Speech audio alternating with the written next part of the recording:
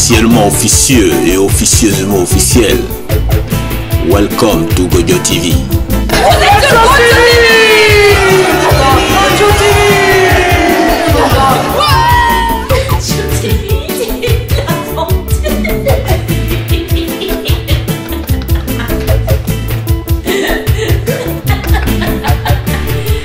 La grande école.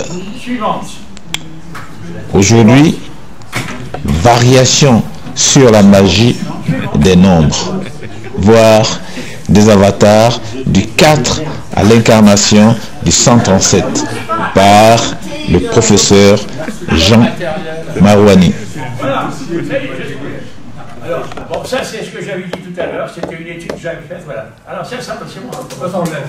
Ça on l'a vu, voilà, ensuite. Alors vas-y, alors voilà. Alors maintenant, je commence mon exposé. Alors je vais le lire parce que ça ira plus vite, comme on a perdu beaucoup de temps. Voilà. Alors, il y aura des mathématiques, il y aura également de l'histoire des sciences, de la philosophie des sciences et des religions. Tout ça c'est mêlé dans l'histoire humaine. Voilà. Donc, il ne faut pas vous étonner que je vais parler un peu. Alors, les nombres, je vais parler des nombres, ont joué un rôle important dans l'histoire des civilisations. Les peuples les plus anciens ou les plus primitifs, ceux d'avant l'écriture ou naguère encore ceux de régions reculées, ne savaient guère compter qu'au-delà de 3. Avec la géométrie analytique cartésienne, les nombres sont devenus le concept premier des mathématiques au point que une science n'acquiert le statut d'objectivité que si elle fait appel à des grandeurs mesurables.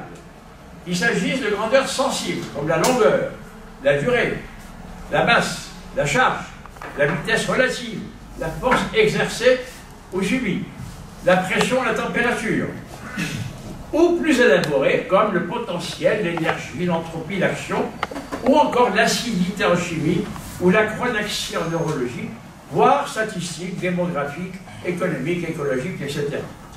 Alors, la hiérarchie des nombres, vous la voyez.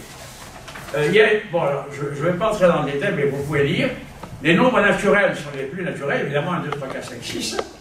On a rajouté les nombres les mêmes, mais qualifiés par un signe, plus le 0 au milieu, c'est l'ensemble. Alors, l'ensemble des nombres naturels, on l'appelle N, ceux des entiers relatifs, on l'appelle Z. Les nombres rationnels Q sont les fractions. Les nombres réels R sont ceux sur la droite.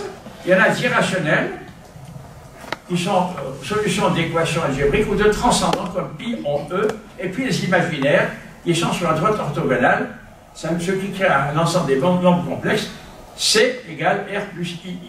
Il y a encore d'autres nombres en mathématiques, en physique, etc. Voilà. Là, vous avez la hiérarchie des nombres. Bien.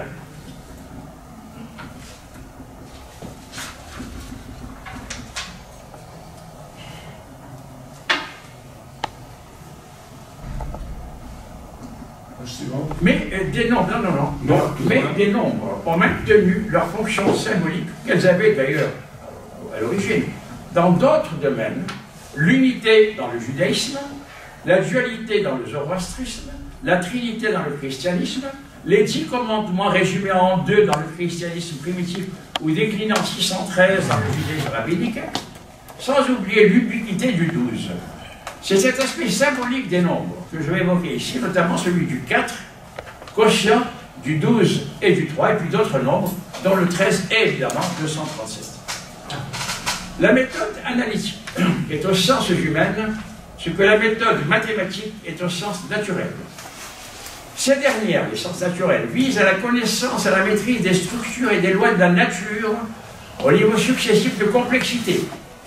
Les divers domaines de la mécanique, de l'optique, de l'électromagnétisme, de la thermodynamique, de l'atomistique, ce qui implique la mécanique quantique, de la cosmologie, ce qui implique la relativité générale, de la chimie physique, minérale et organique, de la biologie générale, végétale, animale et humaine, de l'écologie, etc., etc. Les langages mathématiques, qui sont des modes d'expression analytiques et digitales, ont leur outil privilégié et font appel aux structures de la pensée rationnelle dans le siège et dans le cerveau gauche. Diapo suivante. Voilà. Avec le lobe pariétal comme siège du langage. Le langage est ici. Vous enlevez ça, je ne peux plus parler. Bien.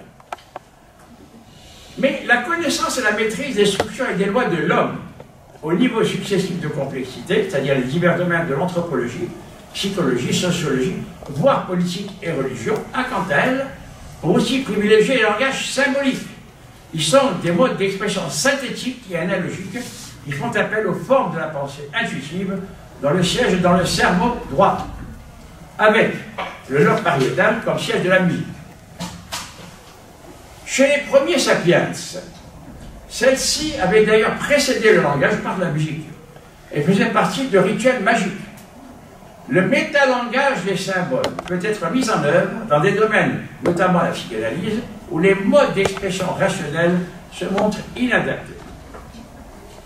Mais la frontière entre les deux approches n'est pas aussi tranchée, car la méthode symbolique peut aussi faire appel à des entités mathématiques, comme les nombres, dont la science est l'arithmétique, ou les formes, dont la science est la géométrie, ainsi qu'aux couleurs associées aux formes par la vue. Et il y a aussi une symbolique des sons, perçus par l'ouïe, des senteurs par l'odorat, des saveurs par le goût, ou des textures par le toucher. Parmi les nombres les plus simples, 1, 2, 3, 4, et parmi les formes les plus expressives, le cercle, le triangle, le carré, peuvent être utilisés comme symboles. Ainsi, les nombres impairs et les formes anguleuses ont une polarité masculine, alors que les nombres pairs et les formes arrondies ont une polarité féminine. De même, le rouge et le noir sont associés au féminin, pensez au roman de Stendhal, et le bleu et le blanc au masculin. Le yin et le yang, c'est-à-dire le féminin et le masculin du taoïsme, à l'origine noir et blanc, sont souvent figurés en rouge et bleu. La symbolique des formes et des couleurs est largement utilisée dans les emblèmes religieux et dans les drapeaux nationaux. Ainsi, les couleurs pontificales sont le blanc et le bleu masculin racheté par Jésus, et le jaune, qui est le rouge féminin, racheté par Marie. J'y reviendrai. Est-ce qu'on peut regarder la langue? Non, ça c'est autre chose. Voilà. Alors je voudrais ici placer un rappel de l'origine et de l'évolution des symboles, notamment des nombres.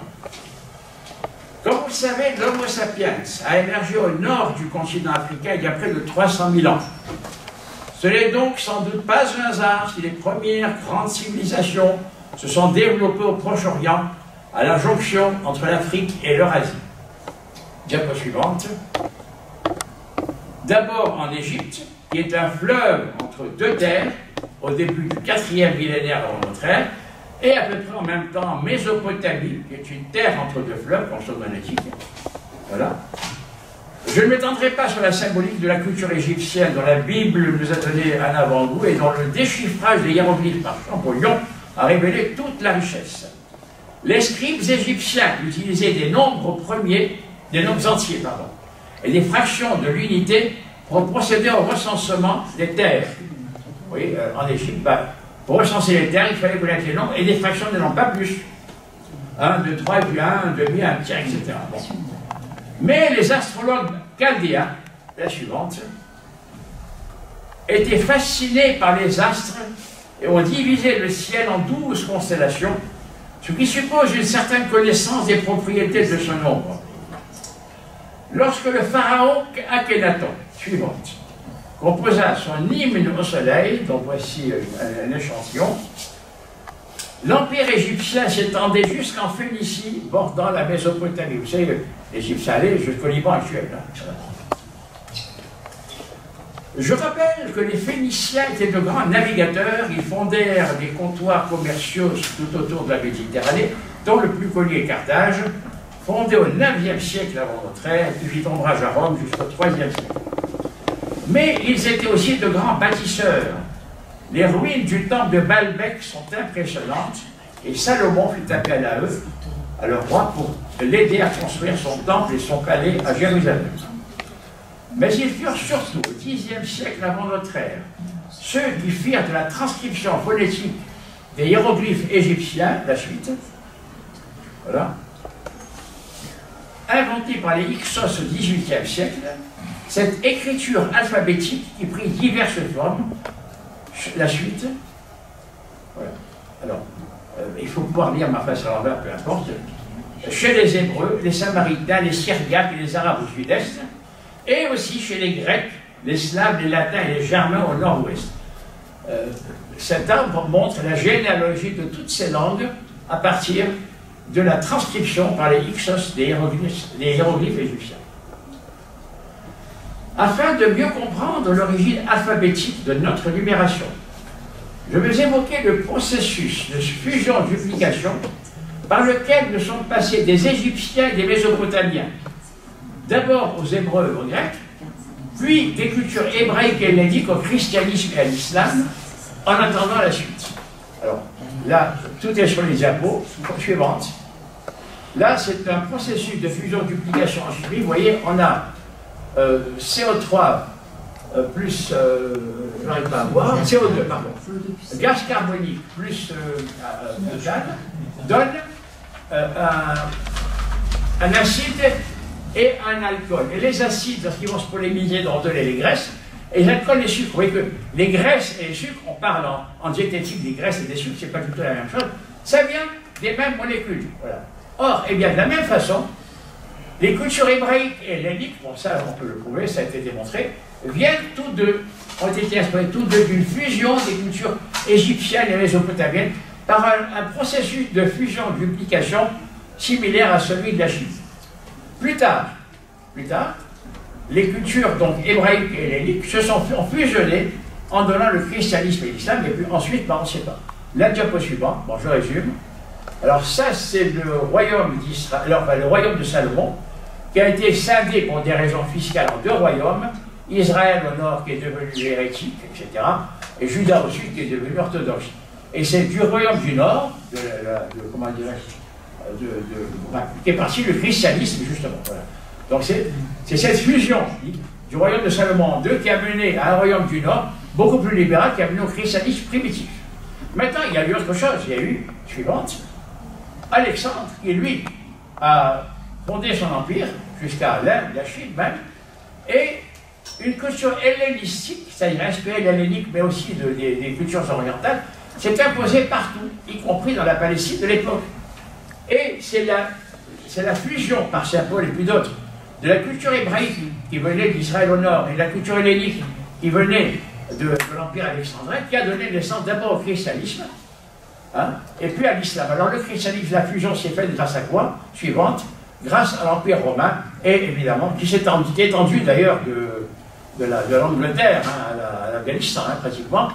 Et c'est sous l'Empire romain que s'est opérée cette fusion, duplication, n'est-ce pas, de l'hébraïsme et de l'hellénisme en christianisme. Bon.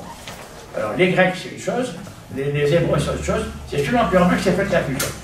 Et maintenant, alors ensuite, il y a eu l'islam. Alors l'islam, c'est pareil, ça vient d'une sorte de fusion, mais différente, du judaïsme et de l'hellénisme, qui a donné alors l'empire musulman, suite, avec toutes ces étapes, voilà, la suite. Voilà, les Omeyyades, les Abbassides, etc., et qui lui s'est étendu de l'Espagne à l'Afghanistan. Voilà. Et maintenant, on va dire, puisque Égypte plus Mésopotamie, ça a donné hébreu plus grec, puisque hébreu plus grec, ça a donné chrétien plus musulman, qu'est-ce que ça va donner chrétien plus musulman? On ne sait pas. Il y a des tas de mouvements, hein? Il y a des tas d'essais d'embryons. Et ben, la suite, je pense qu'elle se fera dans ce qu'on appelle l'Indo-Pacifique, parce que la civilisation, qu'on le veuille ou pas, est passée de la Méditerranée d'abord à l'Atlantique, et puis suivante, du Pacifique. Et c'est là que se fera probablement la nouvelle fusion du monde. Ça, c'est un rappel historique.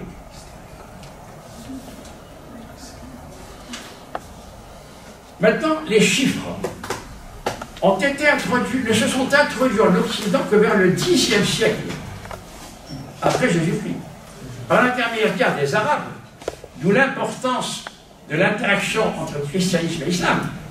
Mais les Arabes eux-mêmes les ont reçus des Indiens, inventeurs de la numération décimale de position, ainsi que du zéro. Les peuples anciens disposaient d'un alphabet suivante, comme les Hébreux, les Grecs ou les Latins, donnaient aux lettres de leurs alphabets des valeurs numériques grâce auxquelles ils désignaient des quantités ou des dates. Et ça n'allait pas plus loin. Alors, vous savez déjà qu'en latin, comme en hébreu ou en grec, chaque lettre a une valeur numérique. De même que chaque groupe de lettres. Un mot, une phrase, un paragraphe, un chapitre, un livre. En hébreu, les 10 premiers nombres, de 1 à 10, sont désignés par les 10 premières lettres, de Aleph à Yod. Les 8 lettres suivantes désignent les dizaines de 20 à 90, pas plus loin. Et les 4 dernières lettres, les centaines de 100 à 400, pas plus loin. Bah, ça va pas très loin, ça. Alors, pour arriver à 900, comme en grec, on pouvait utiliser les 5 lettres hébraïques qui ont une forme différente à la fin d'un mot. Elles sont figurées en couleur sur la colonne hébraïque. Ou encore les 5 lettres qui ont un son différent lorsqu'un point y est inclus. Par exemple, le bet, vous enlevez le point, ça se prononce bet, etc. Le kaf, vous enlevez le point, ça se prononce khat, et ainsi de suite. En grec, on a un principe similaire. Alors regardez la colonne grecque. 9 unités de 1 à 9, là ça ne change pas. 9 dizaines de 10 à 90, ça ne change pas. Et 9 centaines, mais là ça va de 100 à 900. Et il y a 3 signes exotiques figurés en couleur sur la colonne grecque. Le stigma, le copa et le sampi, qui n'existent pas dans l'alphabet grec, mais qui ont été ajoutés pour être utilisés afin de désigner 9, 90 et 900, et arriver ainsi, comme dans l'alphabet araméen, à 27 signes différents. Ce qui permet d'écrire des nombres de 3 lettres jusqu'à 999. Ça va pas très loin tout ça. Hein. De nos jours, on utilise l'alphabet latin que pour certains nombres ordinaux dans les dates, hein, le XVIIe siècle, on écrit X, V, I. Les nombres cardinaux s'écrivant exclusivement en chiffres arabes. Cette distinction entre nombres cardinaux et ordinaux est très importante, parce que vous allez voir, bon, là c'est Francis qui me l'a fait remarquer, il y a le 137 ordinal qui n'a aucun sens, et le 137 cardinal qui lui a un sens absolument fondamental. Cette dialectique des chiffres et des lettres était déjà pratiquée par les Grecs, et c'est peut-être en partie pour préserver les Juifs de leur séduction qu'est née la gématria, du grec géométrie d'ailleurs, qui est une partie de la Kabbale hébraïque. Il existe d'ailleurs aussi une Kabbale chrétienne basée sur les valeurs numériques de l'alphabet grec. Ainsi, le terme hébraïque Kabbalah, écrit en hébreu, a une valeur numérique. Vous ajoutez les valeurs du coffre, etc. Vous trouvez quoi? 2000 et quoi? Si on ajoute les 4, si on ajoute les valeurs numériques des 4 lettres du nombre hébraïque Kabbalah, qu'est-ce qu'on obtient, Francis? Devine. 137. Ah ben, là, Kabbalah, ça veut dire comment dirais-je, révélation en hébreu. Et en grec, c'est pareil. Comment on dit dévoilement? On dit apocalypse. Alors, si vous prenez si vous ajoutez les valeurs numériques des lettres, enfin, je parle des consonnes, comme on le fait en hébreu, ou bien les voyelles, vous tombez sur quoi? Sur 830, 8, 3, 0, 1, 3, 7. Donc, c'est quand même pas un hasard. Oh, ça pourrait être un hasard. Hein. C'est que la loi de Bode en astronomie, c'est un hasard. Pourtant, elle existe. On ne sait pas à quoi elle est. Quantité de nombres symboliques remonte aux astrologues babyloniens, ainsi le 12, et le rapport approché des cycles solaires, 365 jours à peu près, et lunaires, 30 jours à peu près. Et c'est aussi un nombre très divisible. D'où les 12 mois de l'année, les 12 constellations. Le 7 est le nombre des planètes, enfin, on appelle ça comme ça, connu dans l'Antiquité, et aussi le dernier nombre premier de la dizaine. Et vous avez vu que le 7, c'est le seul nombre de la dizaine, le seul nombre premier de la dizaine, il n'est pas un nombre de Germain. Ah, c'est quand même un hasard, peut-être aussi. Bon. Et le 4 est le rapport approché du cycle lunaire, 30 jours, et du 7, que j'ai défini avant, ce qui permet de diviser le cycle lunaire en 4 semaines, dont les jours portent d'ailleurs des noms de planètes. Lundi, c'est la Lune, mardi, Mars, mercredi, Mercure, etc. Le 4 est un nombre divin, car il se place au-dessus du 3, qui traduit le monde manifesté. Qui traduit le monde manifesté. Excusez-moi, je vais faire la fiche. Le monde manifesté. On est dans un monde manifesté, et au-dessus de nous, il y a un monde qu'on ignore, qu'on appelle ça le monde divin. C'est la transcendance. Autre nombre symbolique, le 13, est le quart du rapport du cycle solaire, 365 jours, et du 7, qu'on vient de définir. Ah, alors le 13, l'alphabet latin compte 2 fois 13, 26 lettres. Et le jeu de cartes compte 4 fois 13, 52 figures. Les anciens, ils connaissaient tout ça, ils n'étaient pas plus idiots que nous. Mais bon, l'un est à l'autre. C'est donc un équivalent solaire dû à, alors du 4 est comme lui un nombre divin, car 4 et 13 expriment la transcendance par rapport à 3 et 12 qui expriment l'immanence. Ce sont des nombres cosmiques qui définissent le cosmos. De même, 8 exprime la transcendance par rapport à 7, car il est hors création. D'ailleurs, la circoncision hébraïque a lieu le 8e jour. Et le 11 par rapport au 10, car il coiffe la manifestation séphirotique de l'unité divine. Alors, évidemment, l'alphabet hébraïque compte 22 lettres, 2 fois 11, et il est dit que Jésus a vécu 33 ans, 3 fois 11. Alors, on retrouve 13, 2 fois 13, 4 fois 13, 11, 2 fois 11, 3 fois 11. Mais les ancêtres n'étaient pas plus idiots que nous. Si les nombres 12, 7 et 10 représentent diverses plénitudes, leur moitié signifie une incomplétude. Ainsi, le chiffre de la bête de l'Apocalypse, 666, semble être une triple itération de l'incomplétude. 6, bon, ça va 6, voilà. 6, enfermant le pécheur dans un triangle diabolique, car errare humanum est, perseverare diabolicum. Dans l'Apocalypse, 7 se décline en 4 plus 3, comme les uns libéraux, ou en 6 plus 1. La 7e ouvrant un nouveau cycle. Mais en musique, les gammes diatoniques majeures comptent 5 tons et 2 demi-tons. Oui, c'est quand même des nombres qui interviennent pratiquement partout. A l'inverse, les multiples ou puissances de ces nombres signifient un abondement. Ainsi, les 24 vieillards de l'Apocalypse peuvent être vus comme des veilleurs des 12 heures du monde lumineux, visible, et des 12 heures du monde ténébreux, invisible, mais aussi comme un dépassement de l'ordre naturel. Dieu avait récompensé l'ordre de sa fidélité en doublant ses biens matériels, et le nombre 10, pour sa part, intervient par ses puissances ou en combinaison avec le 12. Le règne de la bête, le règne de Milan, alors dont s'inspirent tous les mouvements millénaristes, y compris le nazisme, le règne millénaire du Reich politique, etc., comme religieux. Dans le Pentateuque, on compte 3 patriarches, Abraham, Isaac et Jacob, et 4 matriarches. Ah, tiens, pas mal.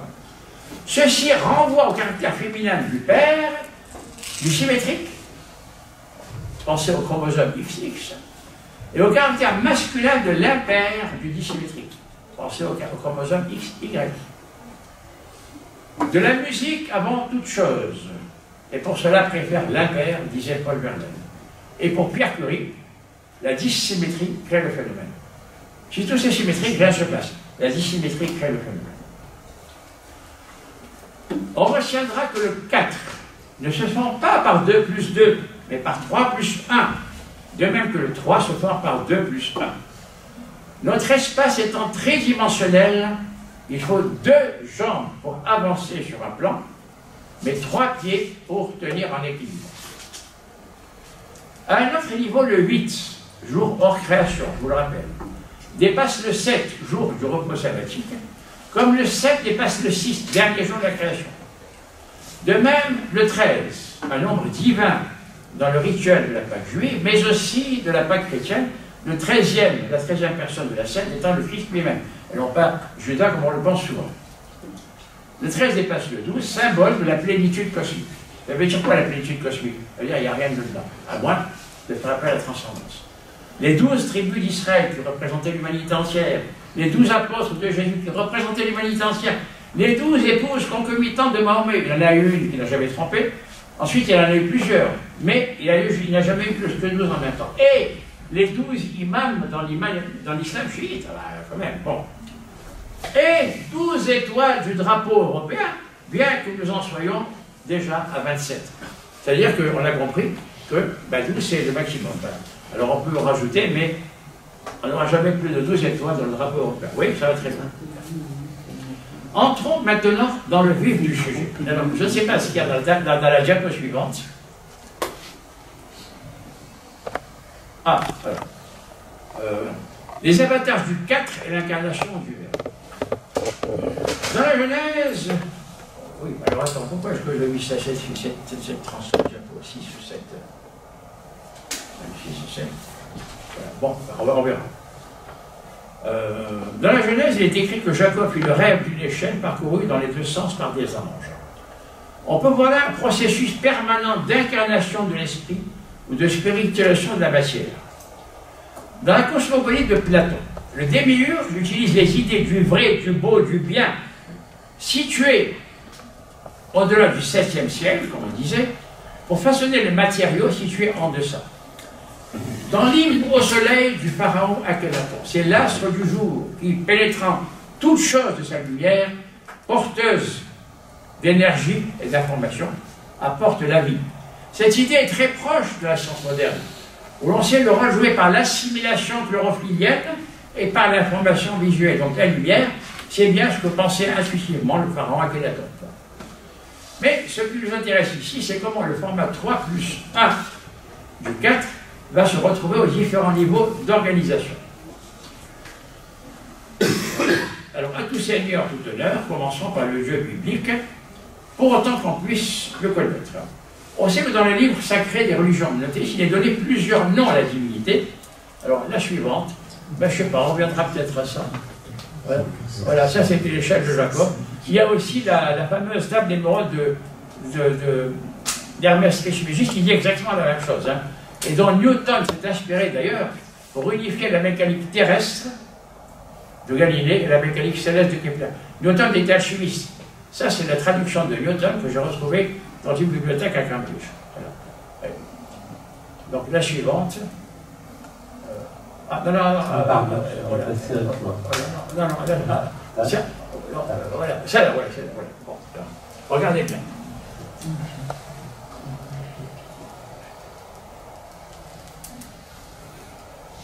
Voilà. On sait que dans les livres sacrés des religions monothéistes, il est donné plusieurs noms à la divinité, même si elle est une et unique.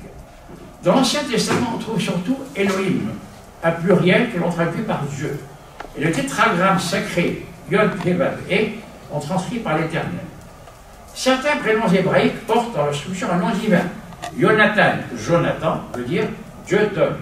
Yosef, Joseph, Dieu abonde. Yohanan, Jean, Dieu gracie. Yoshua, Jésus, Dieu sauve.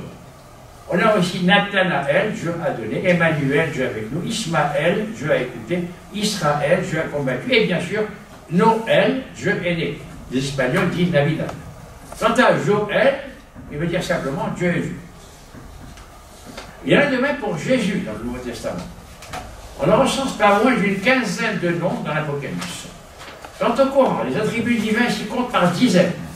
Les plus connus étant El-Rahman, El-Rahim, qui figurent au début de tous les versets du Coran. Et qui veut dire, on traduit par le clément, le miséricordieux. Mais ça veut dire en fait le matrician, c'est-à-dire le masculin, le matriciel, c'est-à-dire le féminin. Les prénoms arabes aussi comportent souvent un nom divin. Abdallah veut dire serviteur de Dieu. Abdelrahman, serviteur du clément. Abdelmalik, serviteur du Seigneur, etc. Mais les noms qui nous intéressent ici sont les tétragrammes sacrés YHWH dans le judaïsme, INRI dans le christianisme et ALWAH qui comportent chacun 4 lettres dont Dieu est répété. Dans le tétragramme hébraïque, on a la semi-voyelle Y, peut-être le principe masculin, songeons au chromosome Y, suivi de la semi-consonne H, peut-être sa manifestation dans le génome, puis dans l'organisme. Puis la semi-voyelle W, peut-être le principe féminin, songeons au chromosome X, suivi elle aussi de H. Ceci pourrait traduire le caractère asexué dans son principe et androgyne dans sa manifestation d'un Dieu à la fois transcendant car créateur et immanent car providentiel. Dieu créa l'homme à son image et à son ressemblance, mâle et femelle, à la fois il les créa, dit la Genèse. Donc si l'homme est à la fois mâle et femelle, le premier Adam, avant qu'il soit coupé en deux, ça veut dire que Dieu est aussi la même chose. Ce que traduit d'ailleurs, comme je disais tout à l'heure, El-Rahman El-Rahim veut dire le masculin. Donc même le Dieu des musulmans, qu'il le veuille ou pas, est aussi androgyne. Nous avons ici un premier modèle de 3+1 égale 2. Pourquoi? Parce qu'on a deux voyelles différentes, suivies d'une consonne répétée. En rythme musical, pour pour YHWH, ça fait Do, Sol, Mi, Sol. Un autre modèle est fourni par l'inscription INRI figurant au sommet de la croix qui voulait signifier Jésus de Nazareth, roi des Juifs. Ici, c'est la semi-consonne I qui est répétée au début et à la fin du sigle, alors que les consonnes encadrées N et R diffèrent. En rythme musical, on a Sol, Do, Mi, Sol, autre forme de 3+1. Un troisième modèle est fourni par le héronyme ALAH. Ici, on a, comme dans YHWH, le schéma voyelle-consonne, mais comme dans INRI, la voyelle est la même alors que les consonnes diffèrent. Ce qui donne, en rythme musical, Sol, Do, Sol, Mi, toujours 3+1. Alors, tout de même, notons que le Dieu représenté par ces hivernants est unique parce qu'il est unifié en lui. Parce qu'il unifie en lui la dualité transcendance immanente, dualité qui s'exprime dans les emblèmes représentatifs des religions associées. L'étoile juive, triangle vers le haut, le masculin, triangle vers le bas, le féminin. La croix chrétienne, branche ascendante, la transcendance, branche horizontale, l'immanence. Ah, alors vous allez bien, le drapeau musulman même. Il faut savoir qu'en arabe, la lune est masculin et le soleil est féminin. Donc c'est le masculin qui enrobe le féminin. C'est comme Vénus qui est sorti de la cuisse de Jupiter. Hein. Et je me demande s'il y en a beaucoup qui le savent. Donc, alors cette dualité est unifiée et on en retrouve d'autres expressions dans des emblèmes politiques. La poussière et le marteau, c'est quoi la poussière? L'agriculture, donc le féminin, et le marteau, et l'industrie, donc le masculin. Il faut savoir que les civilisations agraires étaient féminines et les filiations industrielles étaient masculines. Donc c'est l'union, encore une fois, du masculin et du féminin, et évidemment, le symbole des symboles, le symbole suprême qui explique tout, c'est le yin et le yang dans le taoïsme. Et on retrouve cette dualité dans tous les domaines de la nature. Diapo suivante. Voilà. Alors là, le yin et le yang, qui est devenu d'ailleurs l'emblème familial de Niels Bohr. Il y a un bouquin qui a été écrit, le théorie de la physique, avec 100 couvertures. Alors on trouve ça à tous les niveaux, positif et négatif. Alors au départ, il y a matière antimatière, hein. Ça c'est fondamental. Ensuite, alors, positif, négatif, oxydant réducteur en chimie, acide pivant hexane, et puis thèse, antithèse en philosophie. La suivante. La suivante. Alors, même l'onde électromagnétique, c'est quoi? C'est la conjonction, enfin la superposition, l'union, au sens divin du terme, de deux ondes, une électrique et une magnétique, qui sont orthogonales l'une à l'autre. Et ça résulte de la vibration de deux charges, une positive et une négative. Et, enfin bon, un petit truc amusant, dans le domaine de la biologie, suivante. Alors là, bon. Ok. Alors, bien. Passons au texte sacré. Alors attends, attends, pas tout de suite. Passons au texte sacré. Dans l'Ancien Testament, le Pentateuque compte 3 livres historiques, la Genèse, l'Exode et les Nombres, et 2 livres législatifs, le Lévitique et le Deutéronome, mais le deuxième commence par 3 évangiles synoptiques, Matthieu, Marc et Luc, suivi de celui symbolique de Jean, et s'achève par un livre prophétique très symbolique, l'Apocalypse. Dans ce dernier, on retrouve 4 cavaliers, 3 représentants des fléaux, la guerre, rouge, la famine, noire, et la pestilence verte, et 1, la justice, blanc. Encore 3+1, on pourrait en dire encore. La prégnance du format 3+1 dans les noms divins et les textes sacrés fait penser qu'il doit aussi être omniprésent au sein du monde manifesté. C'est ce que je vais maintenant montrer, mais d'abord, sur un monde plus ludique, souvenons-nous aussi que les 3 mousquetaires, la suite, étaient 4. Et que dans la plupart des voitures, il y a 4 places, dont une pour le conducteur. 3+1. On n'en sort pas. Alors, si j'ai intitulé mon exposé d'incarnation du verbe, en grec logos, c'est-à-dire parole ou ordre logique, donc nombre, c'est que l'évangile de Jean commence en ces termes. Suivant.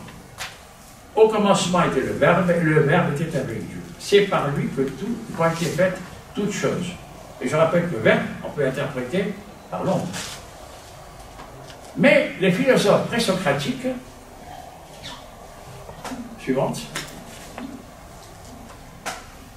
cherchaient l'origine des choses dans des entités plus concrètes. Pour Thalès, tout procède de l'eau. Pour Anaximandre, de l'apéron, qui veut dire l'illimité. Cette dernière idée fait penser à l'hindouisme, où tout, dont la trinité, Brahma, Vishnu et Shiva, procède du Brahman, ou à la Kabbale, où c'est le Ein Sof, qui veut dire aussi illimité, et ainsi de suite. Pour Pythagore, c'est des nombres que tout procède. Là, c'est la thèse fondamentale de beaucoup de gens, dans Francis Chancel, mais aussi moi-même, donc je vais le montrer. Pour Xénophane, c'est de la terre. Pour Anaximène, c'est de l'eau. Pour Héraclite, c'est du feu. Pour Parménide, c'est de l'éther. Pour Anaxagore, c'est de l'intellect. Et, diapo suivante, en théorie quantique, tout procède de vibration, onde, fréquence, résonance, dans une sorte de musique universelle. C'est Empédocle qui, le premier, proposa que les 4 éléments, en réalité 4 états physiques, jouent les rôles équivalents dans l'ordonnancement cosmique. À la terre solide, l'eau, liquide, l'air, gaz et le feu, plasma, on adjoignit alors 4 qualités, le sec, l'humide, le froid et le chaud. Les 4 éléments étaient soumis à 2 forces, l'amour, attraction, et l'opposition, répulsion. Vous voyez que cette idée intuitive d'Empédocle, qui était un médecin sicilien du 4e siècle avant notre ère, on va la retrouver en physique moderne.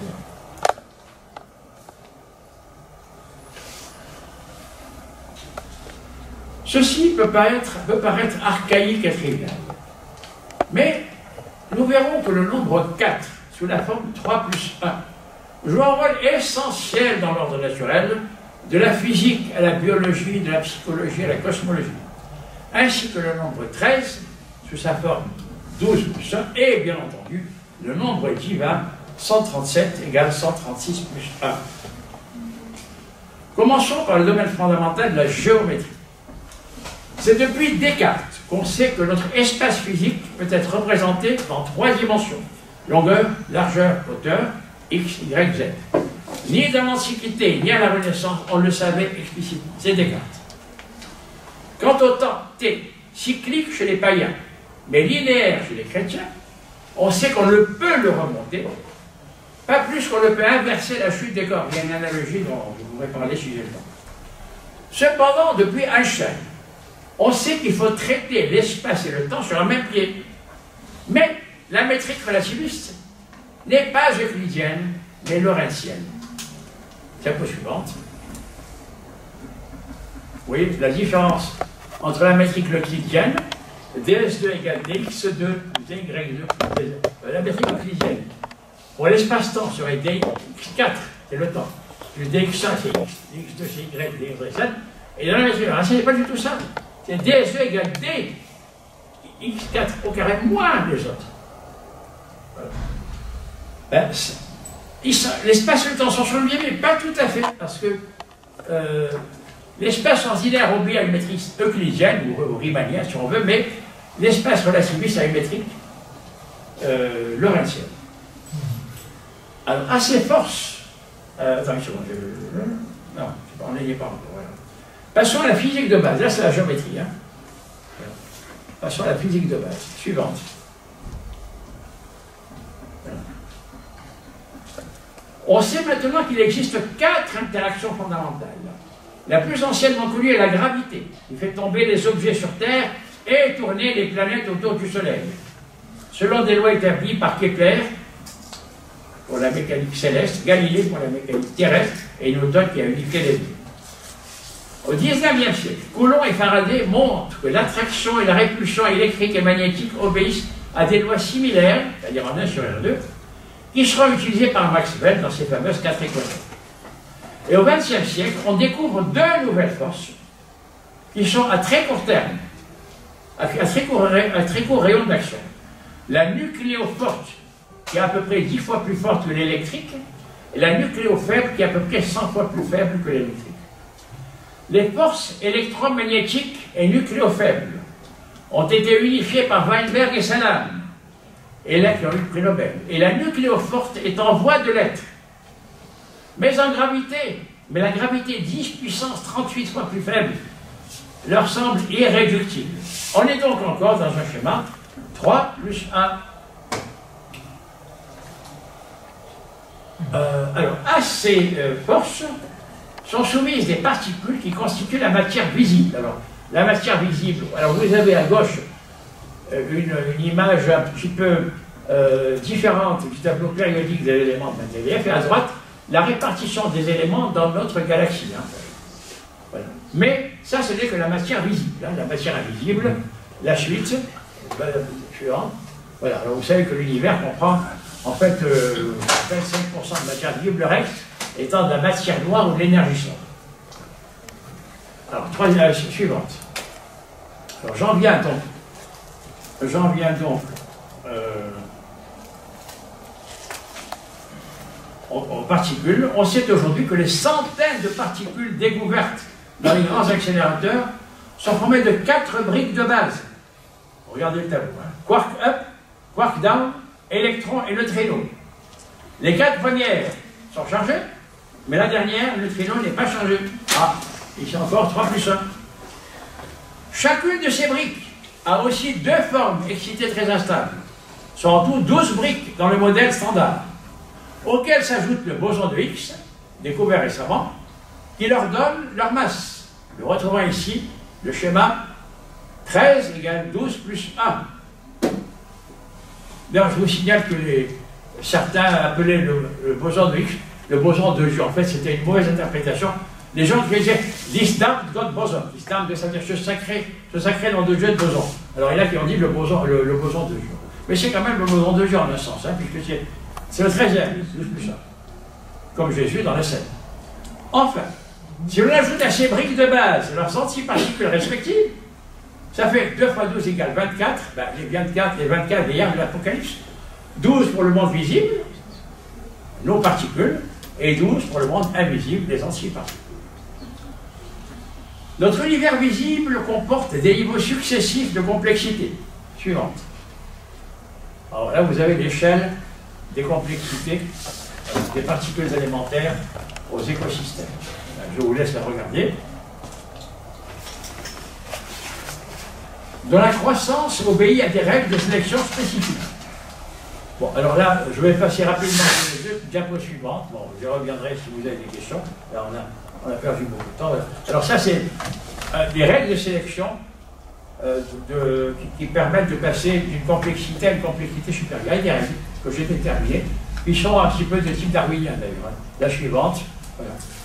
Alors c'est des règles de sélection très précises. Alors la suivante, et la suivante c'est quoi? Voilà. Alors, donc, là.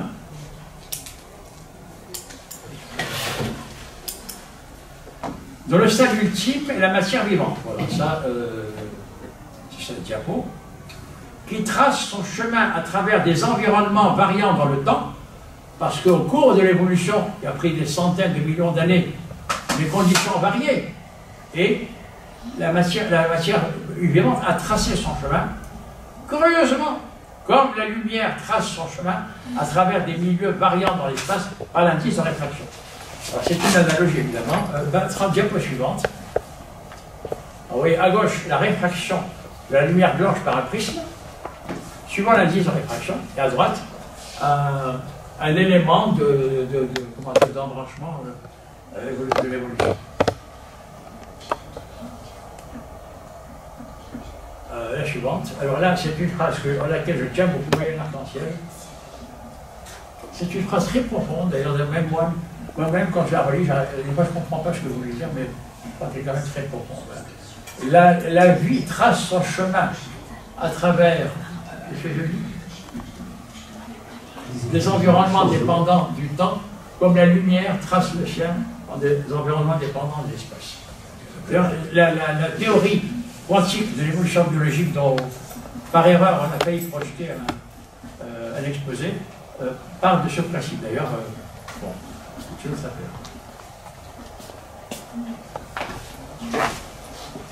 Passons à la biologie moléculaire, dont les molécules suivantes, dont les molécules principales sont les acides nucléiques ADN et ARN, qui portent et transmettent le message héréditaire. Ça, c'est les acides nucléiques, on trouve dans le noyau. Et les protéines, qui remplissent des rôles structurels et fonctionnels.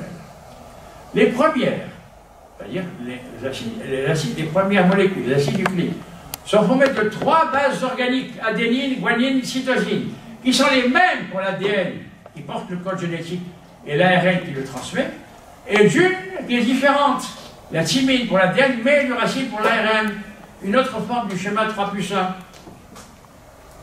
Quant aux protéines, elles sont formées, diapo suivante. Alors, j'ai oublié de dire qu'il y a ici, mais je reviendrai peut-être, en arrière. Alors, il y a une relation, non, en avant, voilà. Il y a une relation entre les masses de ces bases et la relation entre la masse du proton et la masse de l'électron et également le 137. Ça, c'est Francis Sanchez. Qui disent pas, je l'ai copié, hein, je l'ai cité. Bon, voilà. Ça, c'est Francis Sanchez. Bien, la suivante. La suivante. Alors,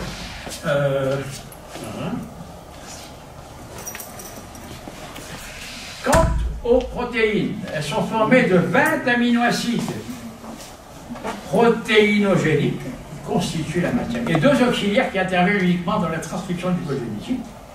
Et ça tombe dans 3 groupes apolaires, polaires et chargés.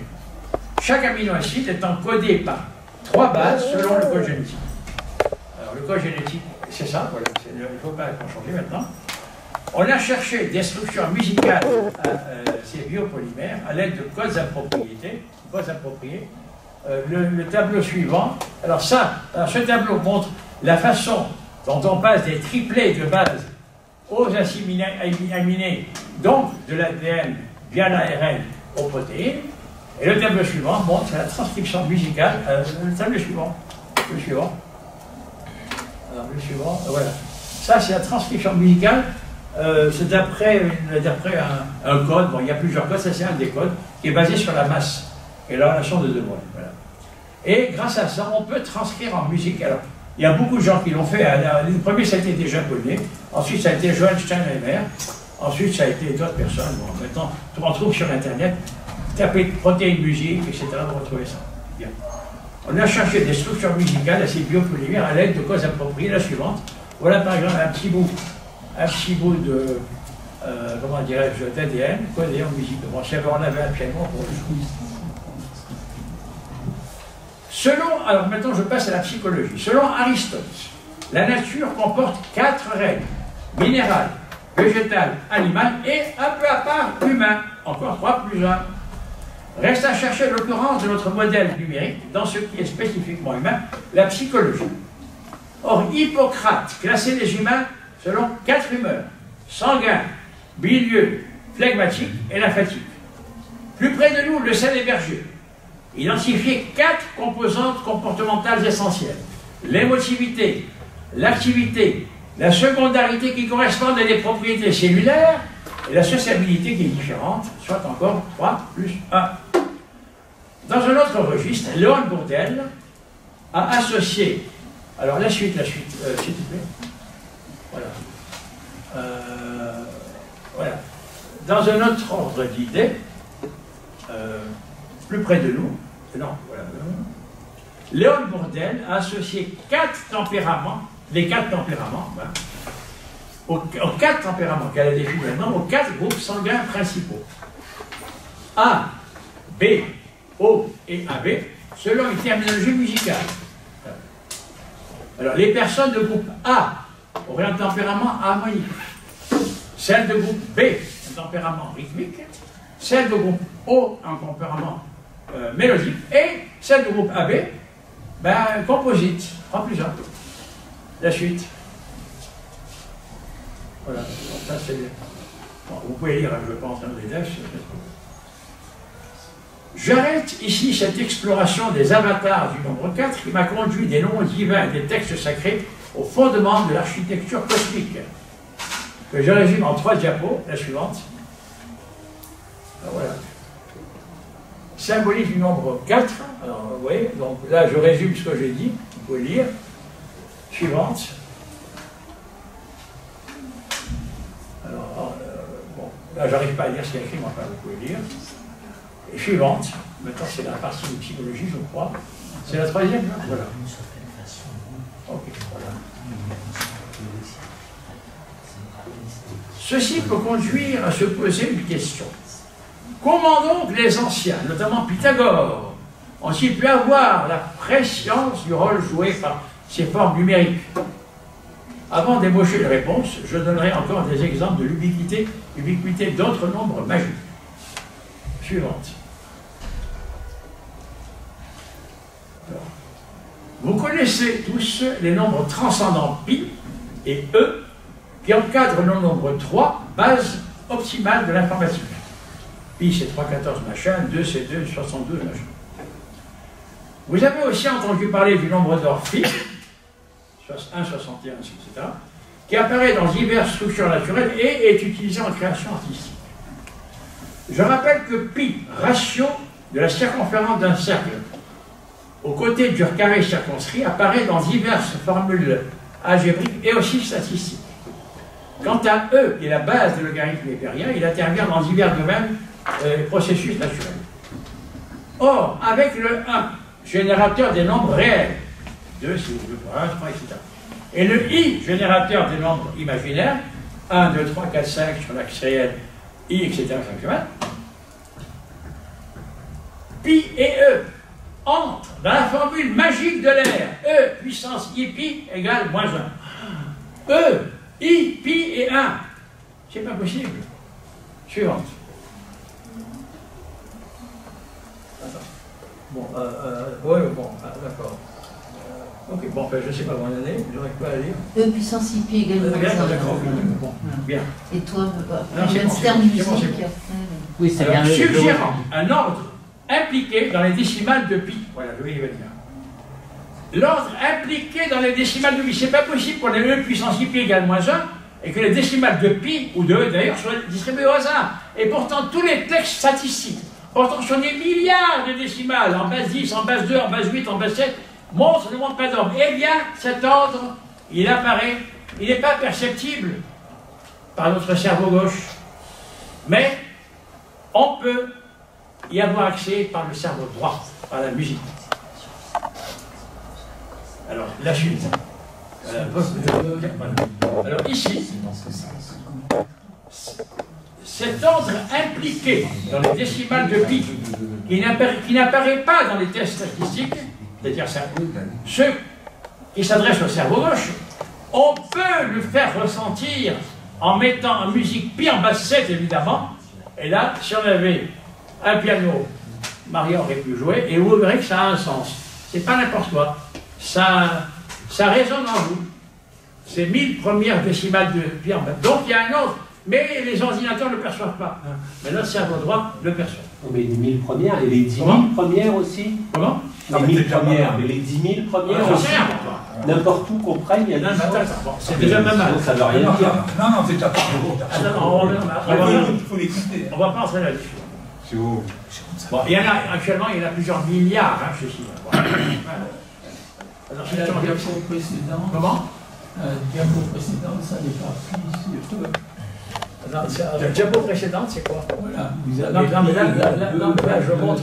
Là, je montre la E puissance I pi égale moins 1. Non, mais dans 1, il y a une erreur, c'est pas pi égale 2,222, etc. C'est que. J'arrive pas à dire c'est bien une coquille. Même, non, mais même la c'est ne peut pas 2,7. être. Parce que ça, parce que celui-là, la c'est un formule de nombre l'air. rationnel. Non, écoute, on va pas perdre son Non, mais c'est dans La le- formule de l'air, c'est E puissance I pi égale moins 1. D'accord. C'était la. Il y avait une coquille, c'est tout. Ah, il y avait une coquille. Non, mais ça dépend de la base. On discutera le copier après. Donc voilà. Alors maintenant, voilà. Alors ce que je veux dire, c'est que le cerveau droit, celui de l'intuition, de la musique, peut sentir ce que le cerveau gauche, celui de la raison, du langage et des mathématiques, ne peut pas sentir. Alors, mais le Saint Graal, la pierre philosophale de l'électrodynamique quantique, mais aussi de la cosmologie, voire de la biophysique, et la constante de structure fine inverse, a égale 137,036. Dénommée aussi constante électrique suivante. Bon. Alors je signale que A ne vaut cette valeur que parce qu'on est dans un monde de faible énergie. Si on est dans un monde d'énergie plus élevée, A, c'est-à-dire qui exprime qui est la constante électrique, se rapproche des constantes des interactions faibles. C'est parce qu'on est dans un monde de faible énergie que A vaut 137. Bon, mais enfin c'est quand même significatif. Il existe des relations magiques, dues à sensuelles, entre A, pi, E et phi. Alors on va revenir en arrière, 2 diapos ou 3, je ne sais plus, voilà. Alors, il y a marqué 100 d'ailleurs, sans chaise, voilà, encore une. Non, voilà.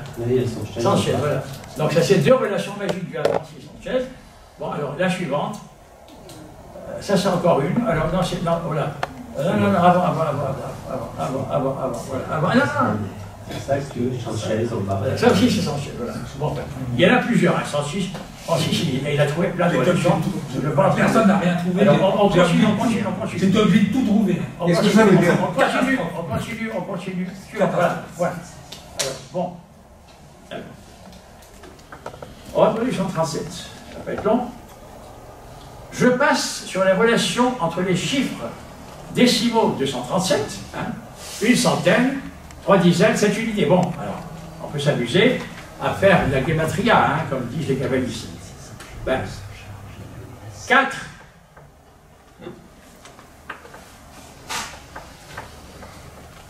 égale 1 plus 3, hein, 137, 1 et 3, et 7, qui est égal à 7 moins 3, qui est égal à... Donc 4, c'est à la fois 1 plus 3, comme on l'a vu, mais aussi 7 moins 3. Et c'est pour ça qu'on tombe sur le 137 en jouant sur le 1, le 3 et le 4, évidemment. Mais je rappelle les propriétés mathématiques exceptionnelles de ce nombre sans dimension. Et là, il y a 2 diapos. Il y en a une. Alors attends, qu'est-ce qu'il y a écrit là? J'arrive pas à lire. Super additive, optimal programmable, chain. Voilà, alors, ça c'est les propriétés mathématiques exceptionnelles du nombre 137. Alors on se demande pourquoi Dieu a choisi 137. Hein? Peut-être parce que c'est un nombre qui a tellement de propriétés qu'il est inévitable. Il régit l'architecture du monde. Bon. Voilà. Alors, maintenant, ce qui doit nous surprendre, c'est que si l'on peut comprendre que des nombres simples, comme 1, comme 3 ou 4, ou même 7 ou 12, se retrouvent ici ou là, on le comprend moins pour un nombre tel que 137. D'autant que ce nombre intervient aussi dans la Bible. Là, je parle de trucs. Bon.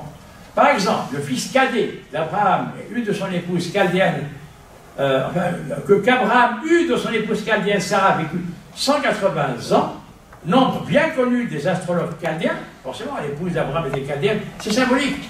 Alors que le fils aîné Ismaël, qui eut de sa servante égyptienne Agar, vécut 137 ans. Or, les Égyptiens connaissaient le 137, et, diapo suivante, ça c'est encore la suivante, bon, voilà, la suivante, voilà, la salle hypostyle du temple égyptien de Karnak comporte 136 colonnes, ce qui place 137 en position de transcendance par rapport au 136. D'accord, c'est 134 colonnes plus 3. Non, mais il faut enfin bon, on va après les détails.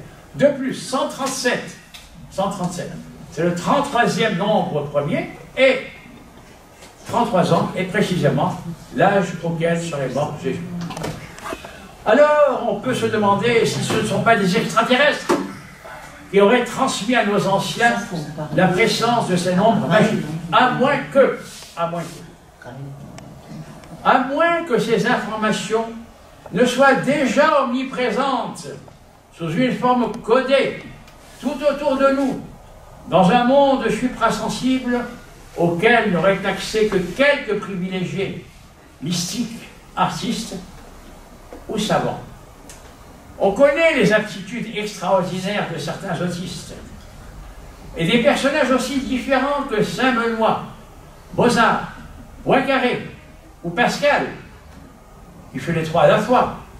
on décrit des illuminations fulgurantes. On sait déjà que le monde qui nous entoure est saturé de messages audiovisuels portés par des ondes électromagnétiques dont la spécificité est d'être délocalisée et superposable. Si vous avez votre portable, vous pouvez vous brancher sur les cours de la bourse, sur un discours de Macron, sur un concert symphonique, et que vous ayez à 120 km/h sur l'autoroute, à chaque point de l'espace, vous avez tout. Parce que les ondes électromagnétiques sont superposables et délocalisées. Alors, entretien téléphonique, émissions radiodiffusées, informations transmises par Internet, décodables par des appareils bien accordés, portables, tablettes, ordinateurs, téléviseurs. On peut alors supposer qu'à un niveau plus profond encore que ces ondes électromagnétiques, après tout, on ne les connaissait pas avant, il y a plus profond, peut-être encore plus profond, il y a peut-être une infinité de niveaux de profondeur. Il existerait un monde inaccessible non seulement à nos sens grossiers, mais aussi à leurs extensions instrumentales, comme les portables. Seul le cerveau humain, avec ses 100 milliards de neurones interconnectés par des millions de milliards de synapses, c'est-à-dire plus que d'étoiles qu'il y a dans l'univers, serait en mesure de les décoder s'il est bien accordé. Voilà. Diapo suivante. Alors là, je voulais dire que le nombre 137,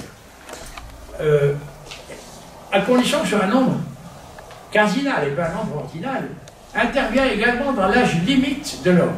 Alors, dans la Bible, on rencontre plusieurs fois 137. Amram, le fils de Moïse et d'Aaron, vécut 137 ans. Ismaël vécut 137 ans. Bon, quand même. Bon, je veux dire, pourquoi 137 et pas 136 ou pas 122 ou 40? Bon, j'en sais rien. Alors là, l'homme qui a vécu le plus longtemps, qui a été recensé, qui est prouvé, parce qu'il y en a qui ne sont pas prouvés. Madame Calmat, c'est pas prouvé. C'est un Indien qui a vécu 137 ans. Alors pourquoi 137 ans, c'est quoi? 137 ans, c'est 137 cycles solaires. C'est pas un nombre ordinal, c'est un nombre cardinal. Hein? C'est 137 cycles. Et ce que je crois, c'est que de même que le tableau périodique des éléments de Mendeleïev ne peut pas aller au-delà du 130e élément pour des raisons physico-mathématiques, de même, l'être humain ne peut pas aller au-delà de 137 ans. C'est l'âge limite, hein, à condition que vous viviez dans de bonnes conditions. Et il y a également la diapo suivante. Alors là, c'est très ancien, ces choses-là, oui. Alors, tout à l'heure, je montrais un Indien qui est mort il n'y a pas longtemps. Là, c'est le lion du microcosme et du macrocosme. Alors, voilà, là, j'aurais dû en parler, mais je vais en parler. L'homme serait alors une sorte de microcosme, comme disait Empédocle, ou d'hologramme, comme on dirait aujourd'hui, d'un logos, c'est-à-dire d'un verbe, d'un ordre numérique, sous-jacent, et l'univers, son macrocosme, c'est-à-dire une émergence par rapport à un vacuum sous-jacent. Le Tohu-Bohu de la Genèse, le Brahman de l'hindouisme, l'Apéron de l'Anaximandre, l'Ain-Sof de la Kabbale, ou aujourd'hui ce qu'on appelle les cubes quantiques. Alors, le cerveau humain serait comme une station réceptrice branchée sur une conscience cosmique, immanente ou transcendante, et lui servant de relais pour agir sur le monde. Notre ami Francis Sanchez parlerait d'un ordinateur hypercosmique opérant en base 137, dont nous serions les terminaux. Ceci répondrait à l'interrogation d'Einstein: le plus incompréhensible dans le monde, c'est que le monde soit compréhensible. Forcément, si on est les terminaux d'un ordinateur, si on est à l'image de Dieu, pour parler en termes classiques. Bien.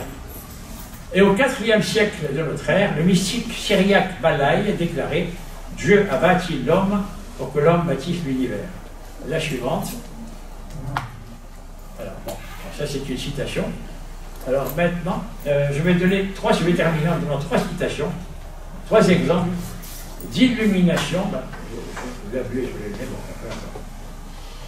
Je vais terminer Alors, je vais maintenant citer 3 exemples d'illumination lorsque notre cerveau, après de longs efforts de synchronisation, accède à ce monde invisible. Le premier concerne le mystique Saint Benoît. Saint Benoît est reporté par Grégoire le Grand dans ses dialogues. Saint Benoît, voilà.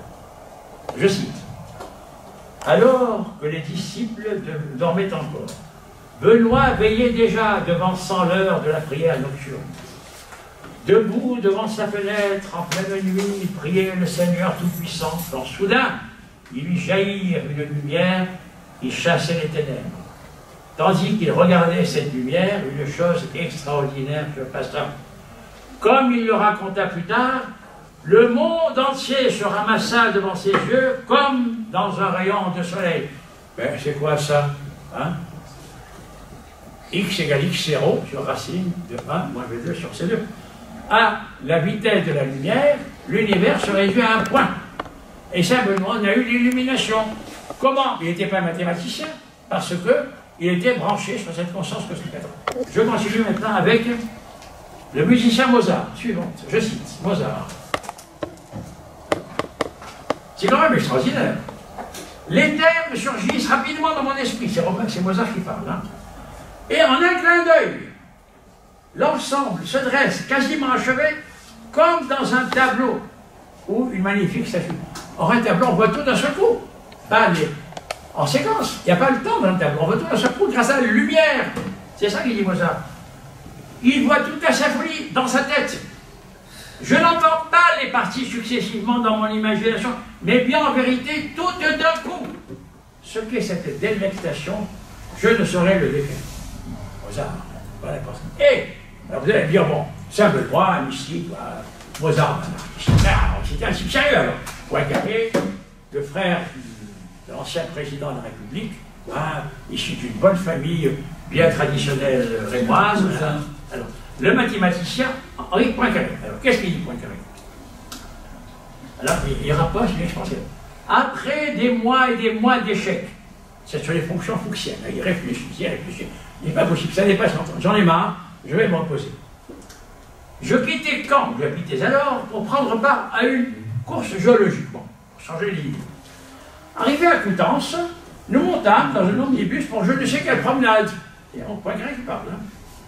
Au moment où je mis le pied sur le marchepied, tenez-vous bien, l'idée me vint, sans que rien dans mes pensées antérieures ne parût m'y avoir préparé.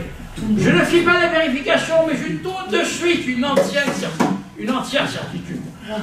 C'est enfin, c'est tombé comme une révélation, comme Saül sur le chemin de Damas, la démonstration. Hein. Il est rentré à l'hôtel, il a pas des pages, des jours, des livres. Mais là, il a su tout de suite que c'était comme ça.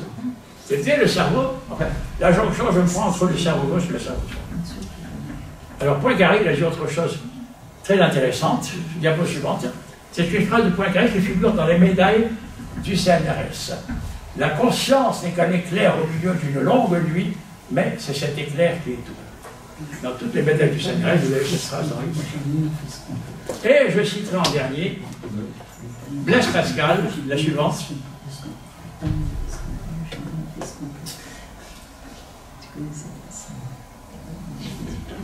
Il fut à la fois un grand scientifique, un grand écrivain et un grand mystique. Voilà. Alors, joie, pleurs de voix, l'illumination quand il a vu Jésus en lui. Bon. C'est pas un parapluie. Et il a continué d'ailleurs ses travaux quand il est entré pour mourir. Il n'a pas arrêté. La phrase de Pascal qui ressemble à celle de Poincaré d'ailleurs, et qui est citée dans le hasard et la nécessité de Jacob, la phrase suivante. Jacques Monod. De Jacques Monod, pardon. Jacob, il a écrit le mot. Le silence éternel de ces espaces infinis. Voilà. Alors, les grands savants, les grands artistes, les grands mystiques ont montré que l'on peut lever un coin du grand voile, comme disait Einstein, et accéder à ce monde invisible dont nous n'apercevons que des ombres sur le mur qu'est notre univers visible. La suivante.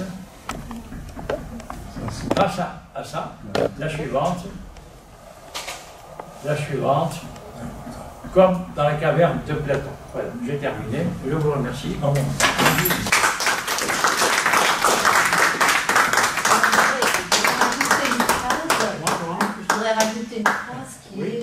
qui allait. Le talent, on fait ce qu'on veut, le génie, on fait ce qu'on peut. Ah oui, bon, on ne choisit pas. Le génie ne on peut choisit trouver pas. sur Internet. J'ai une question plus intéressante. C'est l'inverse. Oui. Si le talent, on fait ce qu'on veut. Alors, le président de séance, c'est qui? Mais le génie, il ne choisit pas. Anatole. Il fait ce qu'il veut. Monsieur le Président. Non, il a dit C'est pas bien. le génie, il ne choisit pas. Donc moi j'ai une question très importante pour tout le monde. Ah oui. Et après tu vas répondre. C'est surtout à toi. Moi je ne comprends pas comment ça se fait que moi, modeste ingénieur, quand je me suis penché sur les nombres de la physique, j'ai vu toutes les relations très vite. Et pourquoi que personne ne l'a fait avant? Je pose la question à Jean. Je comprends pas. C'était évident. Non, mais je vais te dire pourquoi. Parce que les gens, bon, toi, tu as bénéficié finalement du travail de ceux qui faisaient de la paillasse, comme on dit. Les gens, non, mais attends. Les gens, les nombres que tu as trouvés, tu ne les as pas inventés. C'est un travail assidu de physiciens, de biologistes, un travail qui a duré pendant des générations, des décennies. L'ADN et l'ARN, tu as trouvé des relations géniales, mais l'ADN et l'ARN, c'est pas toi. Il a fallu des siècles, des années, ça date de maintenant. Il a fallu qu'il y ait d'autres qui travaillent dessus. Alors toi, tu as eu de la chance, tu es tombé dessus, tu as pris, tu as fait des calculs. Mais il faut un travail derrière, un travail collectif. C'est pas un individu unique qui peut. Donc tes relations, on a eu tort de ne pas les prendre en compte, mais toi, tu as eu tort de dire les autres sont des cons, il n'y a que moi. Parce que sans les autres, tu n'aurais pas pu faire ce que tu as fait. Il faut comprendre que la science, c'est un travail collectif. Non, mais c'est pas... Non, J'ai juste une remarque à faire, si vous permettez. Une remarque. Je veux juste vous remercier une fois parce que là, je viens d'entendre quelque chose. Mais durant tout l'exposé, vous n'avez pas évoqué une particularité de nombre qui est très utilisée depuis quelque temps. Et là, vous m'avez réveillé sur ce nombre, qui est le nombre 6 par exemple. Attends, je veux savoir pourquoi. Vous avez parlé de 7, vous avez parlé de 137, vous avez pas différents nombres. Mais moi, ce que je découvre en fait, j'ai jamais fait attention à ça, oui, c'est que 136, oui, 136 est égal à 1. 135. J'entends très mal, je sais pas si articule un peu, quoi. Ça fait du mal. Francis, non, vous êtes déjà parlé. Si ça s'appelle ça, mais ça qu'est-ce que tu veux dire exactement? C'est quand vous faites, vous avez 137, oui, d'accord, et là, quand vous faites, vous avez 136 qui apparaît plus souvent, vous avez 7 qui vous donnent 1, plus 3, plus 2, qui sont essentiellement les 3 premiers diviseurs de 6, dont 6 est la somme. Ah oui, il veut dire. Alors, oui, je vais expliquer ce que tu veux dire. Je rappelle que 6, c'est un nombre parfait. C'est-à-dire que si vous enlevez l'unité, vous avez 2 et 3. 5. Et 5, 2 fois 3, 6. C'est-à-dire que 6 et 5 forment un couple parfait. Parce que j'étais obligé de redéfinir ce que c'était un couple parfait. Bon, écoute, alors, on va laisser les gens s'exprimer d'abord, on répondra. Bon, question, non, dire quelque chose. Non, attends, je vais poser une question générale. Ce qui se passe, c'est que tout le monde admet, parmi les mathématiciens, que la physique est basée sur les mathématiques. Tout le monde admet, parmi les mathématiciens, que la mathématique est basée sur l'arithmétique. Et personne... Non. Si. Ah, non. Bon, alors t'es un cas. Mais admettons. Mais personne ne dit que la physique est donc basée sur l'arithmétique. Ça me paraît clair depuis que les nombres entiers sont apparus en chimie, partout, en biologie, partout. Et quand ils l'ont découvert en mécanique quantique, ils ont été surpris. Planck le premier, il a fallu que ce soit point carré, puis il montre. Il n'y avait pas d'autre solution. Donc, non, attends, oui, mais t'as vu le niveau. Alors, quels sont ceux qui admettent que la physique est basée sur l'arithmétique? Levez la main. Non, alors je réponds. Attends, je répète bien la question parce que c'est très important pour ma statistique. Oui, mais justement, je demande à ce qu'il s'exprime. Quels sont ceux? Conférencier pour peut-être. Oui, mais je l'aide là, quels sont ceux qui admettent que la physique est basée sur l'arithmétique? On est 3. Vous voyez le niveau 4. 5. Si, on n'est pas. Qui est modérateur? Non, mais là, on va poser. Oui, mais c'est très grave ce que je viens de dire parce qu'ils ont tout foiré. Depuis un siècle, vous avez tout foiré. La récréation est finie, je vous signale. Parce que mon livre va sortir la semaine prochaine. Francis, est-ce que tu peux me laisser parler quand même? Oui, c'est moi qui parle. C'est pas toi. Mais oui, mais t'as vu. Non, mais là, Je ne réponds pas. On t'a assez entendu. Allez. Alors, il y a Christophe qui voulait faire une intervention. Non. Tu as levé la main. Alors, est-ce qu'il y a d'autres questions? Oui, vas-y. Ah, oui. Attends, là, Francis, elle s'adresse à moi. Oui, mais c'est un câble. Tu permets? Bon. Ah. Oui. Pourquoi? Vas-y, pose ta question. J'entends. Non. Là, vous mettez l'allégorie de la caverne de Platon, mais Platon ne s'intéresse pas essentiellement au nombre. Il fonde son système non pas sur les nombres, mais sur les formes. Dans la géométrie. Je réponds. C'est une image. Que dit l'allégorie de la caverne de Platon? Elle dit qu'il y a des personnes qui sont enchaînées devant un mur depuis leur naissance et n'ont jamais vu que les nombres. Elles ne savent pas que ces nombres ne sont que des projections à 2 dimensions d'une réalité qui est derrière eux, qui a 3 dimensions. Et lorsque quelqu'un libéré l'apprend et va leur dire, c'est pas ce que vous croyez. Là, on veut le tuer parce qu'il a ébranlé leur certitude de toujours. La caverne de Platon dit ça. On ne voit que des ombres. Eh bien, moi je dis que, de même qu'avant qu'on connaisse les ondes électromagnétiques, on ne voyait que des ombres, maintenant on les connaît. Avec quoi ça marche ça? Elles sont autour de nous, elles nous immergent. Peut-être même que sans qu'on le sache, elles influent sur notre ADN à la longue, peut-être, n'est-ce pas? Elles nous immergent, mais je dis qu'il y a en dessous encore un monde encore plus invisible, encore plus sous-jacent. Il y a ce qu'on appelle, ce qu'on connaît déjà comme étant les cubes quantiques. Bon, mais encore en dessous, encore en dessous. Et alors, est-ce qu'on est déterminé à jamais à ne pas y avoir accès? On n'est que des chimpanzés évolués. Bon, alors on peut pas trop. Non, pas c'est une façon de parler. Bon, on peut pas. On a quand même un cerveau. Alors, voilà. Avec un cerveau 3 fois plus gros que celui du chimpanzé, on est allé sur la Lune. Qu'est-ce qu'on pourrait faire un surhomme avec un cerveau 10 fois plus élevé? Il pourrait peut-être avoir accès à ce monde qui nous échappe à nous. Il y a déjà la matière noire, il y a l'énergie noire, qui constitue 95% de l'univers. Bon. Alors, mais en plus de cette matière noire, cette énergie qu'on connaît, il y a des choses qu'on connaît. Parce que je dis, c'est que grâce à notre cerveau droit, qui comporte 100 milliards de neurones, autant que d'étoiles dans la Voie lactée. Ça, c'est encore une correspondance microcosme-macrocosme. La Voie lactée, 100 milliards d'étoiles, et nous qui y sommes, 100 milliards de neurones, à peu près. Connectés par des millions de milliards de neurones, c'est-à-dire plus que... c'est d'une puissance supérieure à celle du dénombrable. Donc, grâce à ça, certains peuvent avoir accès à ce monde à vie. Je citais des mystiques, des artistes, des savants. Et nous, on pourrait y avoir accès, mais avec une formation, peut-être, je ne sais pas. Peut-être que les gens qui vont dans des ashrams, ils se livrent à la méditation, ils cherchent ça.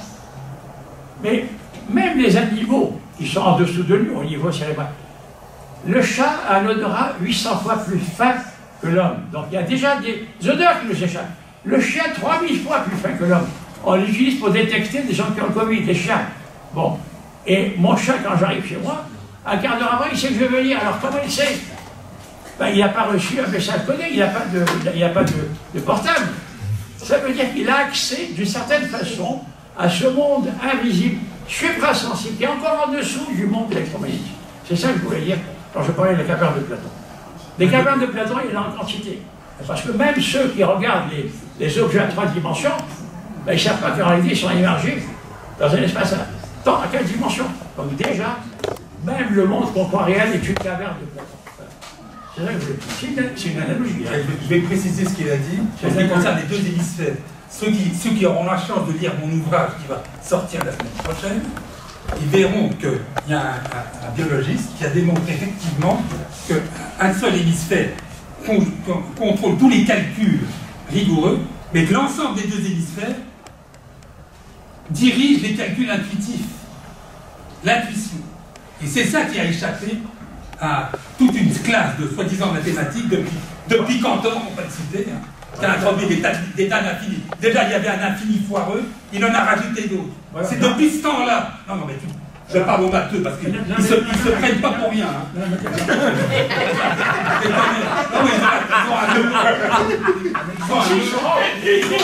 Voilà, moi je vais te dire, pourquoi Francis a trouvé des choses que d'autres n'ont pas trouvées.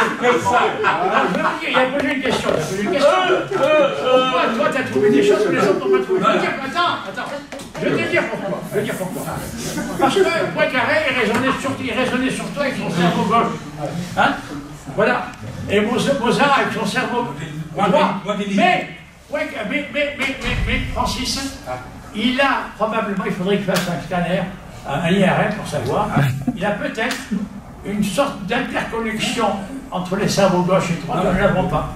Alors ça lui donne accès, alors c'est un mutant si on veut, il faudrait qu'il fasse un IRM pour savoir. Il a peut-être une certaine interconnexion. D'ailleurs, sans parler de Francis, tu sais que les Belges qui parlent comme ça, bon, quand ils parlent, tu leur fais chanter ce qu'ils parlent. Je vais aller. Ils ne parlent plus, pourquoi? Parce que la musique aide la parole. Parce que quand ils chantent en parlant, les Belges, ils ne bégayent plus. Parce que les deux cerveaux se mettent en interconnexion. Alors Francis peut dire la chose suivante, les sensibilités des Belges, moi je mets en connexion les deux cerveaux et c'est comme ça que je trouve ces choses-là. Voilà. Allez, j'ai répondu à ta question. Laisse les autres poser des questions. Bien. Et la suite alors? Oui, pardon? Et la suite? Et la suite, qu'est-ce qu'on pourrait dire pour... Parce que, en fait, là, tout ce qui est numérologie, on parle beaucoup de ce qui s'est déjà passé, mais l'avenir. C'est la nombrologie, c'est pas la numérologie, c'est la nombrologie. Ah si, c'est un mot de réponse. Oui. C'est fatigant, hein. Alors, je réponds à ta question. Francis a raison. La numérologie, alors je te donne un exemple. Oui. J'ai un ami qui a une librairie au 137 boulevard du Montparnasse. Encore. Il m'a dit, il m'a dit, enfin écoute Jean, ton 137 je l'aime bien, mais mon banquier à qui je demandais un prêt, j'ai beau lui dire que je suis au 137, il ne veut pas m'accorder un prêt, donc il n'est pas magique dans 137. Alors j'ai dit attention, c'est un nombre ordinal, c'est l'ordre des numéros des habitations. D'ailleurs, mon père avait une boucherie à Tunis. Bon.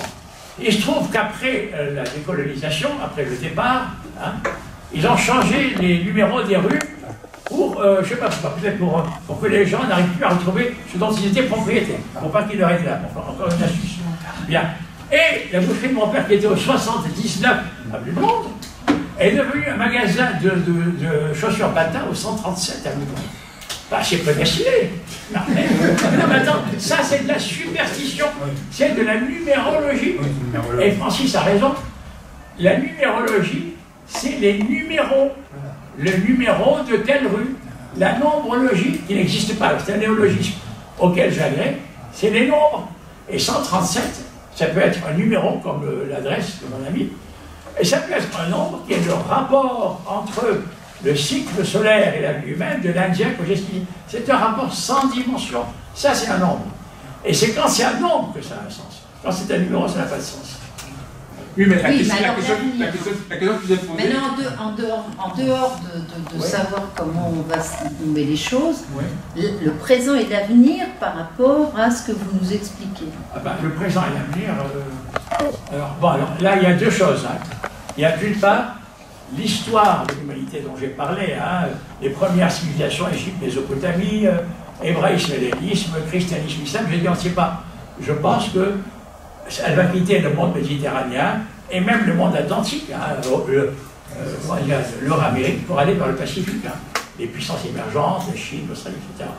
Mais ça sera quoi? Ça sera probablement aussi une fusion. Parce que tout de même, tout nous vient de l'Égypte et de la Mésopotamie, ça sera une autre fusion.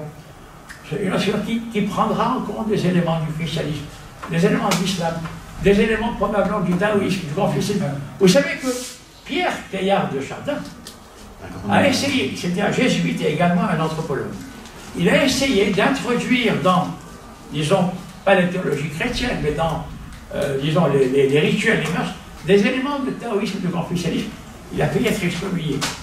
Le Vatican lui dit, oh, ça va savoir, on a déjà mélangé les Juifs, les Grecs, les Romains, les Germains, les Celtes, maintenant on s'arrête. Concile de Nicée, concile de Carthage, ça suffit, on va pas plus loin. Mais il allait dans le bon sens, parce que si on veut que cette vieille tradition qui vient du Proche-Orient aille partout, il faut quand même y introduire des éléments, de même que le Christ a dû intégrer des éléments de religion celte, n'est-ce pas? La fête de la Saint-Jean, c'est des fêtes païennes qui ont été récupérées, réinterprétées, même la Sainte Vierge, c'est la déesse Mère, ça a été récupéré, réinterprété par le Christ. Il fallait le faire, sinon on n'allait pas plus loin. Et bien il faudra faire pareil avec les civilisations asiatiques, si on veut que ça arrive. Et c'est en train. Il y a, bon, on connaît bien l'église de l'unification, Hare Krishna, tout ça, mais ça c'est des essais, on ne sait pas où ça va mener. Alors maintenant, eux peut-être, parce qu'il paraît que les Chinois sont beaucoup plus portés que nous sur les nombres. Hein. Moi je me rappelle quand ma fille était à Louis-le-Grand, des Chinois qui venaient de débarquer, ils connaissaient à peine le français, ils étaient premiers en maths. Ah oui, non mais c'est premiers, ils ne pas. On leur donnait 3 exercices à faire, les élèves chinois, là c'est très bien, les Chinois ils faisaient les 3 exercices. Tous les exercices du livre, bon, eh ben, ils sont très très forts. Enfin, ils ont 4000 ans de civilisation derrière. Ils ont 4000 ans de civilisation derrière eux. Ils ont aussi, mais ça ne se... non, attention, leur civilisation a été bloquée parce qu'il leur manquait quelque chose. Oui. Il leur manquait un germe. Un germe. leur manquait. Le germe de la transcendance. Il ne peut venir que du christianisme. C'est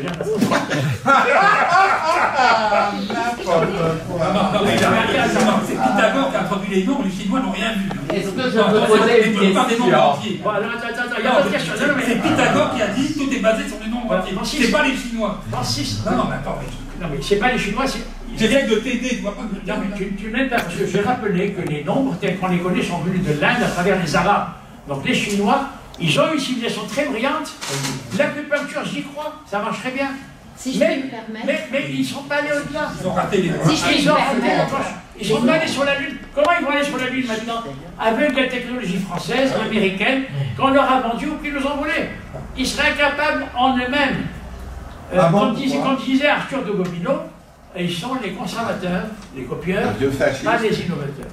Bon, Dimitri. La grande innovation, elle est venue d'Europe. Beaucoup de choses que j'ai entendues me posent problème, mais déjà tu as commencé par dire que les peuples primitifs ne connaissaient pas plus que toi, et ensuite tu nous racontes, je pense que c'est ça qui est la réalité, que y compris dans les peuples il y a 100 000 ans, on a des éléments qui montrent qu'ils avaient des conceptions de nombres beaucoup plus élevées. Donc je pense que souvent dans les choses qu'on dit comme ça de manière péremptoire, il y a beaucoup de conneries, dont certaines sont les résultats de préjugés racistes, d'autres sont la mégalomanie de certains dits chercheurs, etc.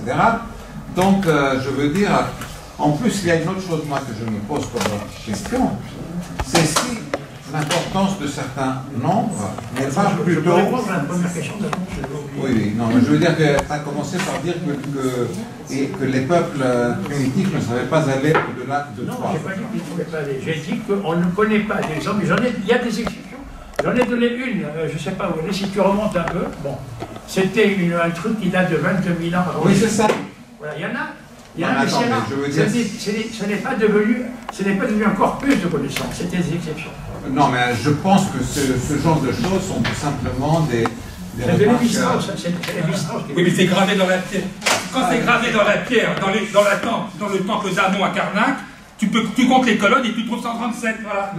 Non, mais t'as vu l'argument qu'il donne, non? Francis, tu le laisses terminer. Mais non, mais il essaie de te casser, tu vois pas? Non, mais écoute, Francis, laisse-le terminer. Non, mais il a fini, pas toi le bien être. Francis, Marshall, Francis, tu le laisses terminer, s'il te plaît.